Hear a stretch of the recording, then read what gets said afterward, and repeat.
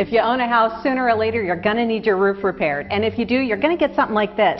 It's an estimate. And look at this. It has a bunch of terms on it, and I don't even know what this stuff is. And we're going to tell you how to read it and decode this estimate. We're here at Gresham Roofing right now with Jason in front of your demonstration house, which is super cool. And you're going to take us through what these items are, why we need them, and kind of how to read our estimate. Yep, we get a lot of customers that call in and they're like, I've got 5 estimates, I'm not sure what all the terms mean. So this is drip edge flashing. It's a 1x3 flashing. We install this first underneath the starter here, and it goes on underneath the felt. And what is that? So, why do you need it? This is so any water that comes down and tries to back up, by wind, driven rain, or ice dams, it keeps it from getting back up onto the plywood and dry rotting the plywood or dry rotting the fascia board. So the roof's no good if the water can still get underneath it? Yep, if it can just run right around and drip around and get on the plywood, it'll just rot out the edge of the plywood, eventually rot the fascia board. This way it keeps it out and drips it right into the gutter. Oh, okay. As far as venting goes, there's a couple options you can do. You can see we have this up here. It's kind of cut open. I can stick my fingers in there. Oh, yeah. On a lot of houses, they'll just be ridge cap, and you'll see a vent like this that goes in there, which these vents work great. They get put in right here, but we prefer the ridge vent.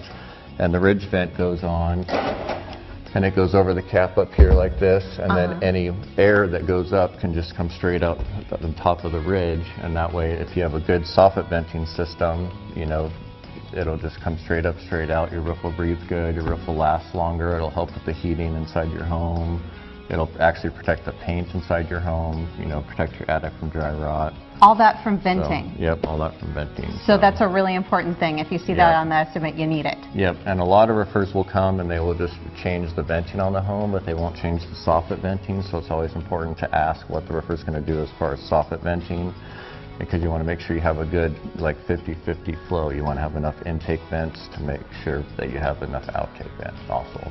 Okay, so soffit is underneath. Yeah, soffit's underneath here, and you would have a bird block that comes in here, or if you had an enclosed soffit, you would have a continuous vent that allows air to flow into the soffit and allows it to flow up out of the ridge vent. Another thing to look for is a lot of companies use full shingles like this as starter strips, and when you do that, this would go down first, and you don't have the seal line right here. So you want to make sure that the contractor's using a good starter strip like this. That way when this first shingle goes on, it has something to seal to right here, and that prevents the wind from blowing off the roof.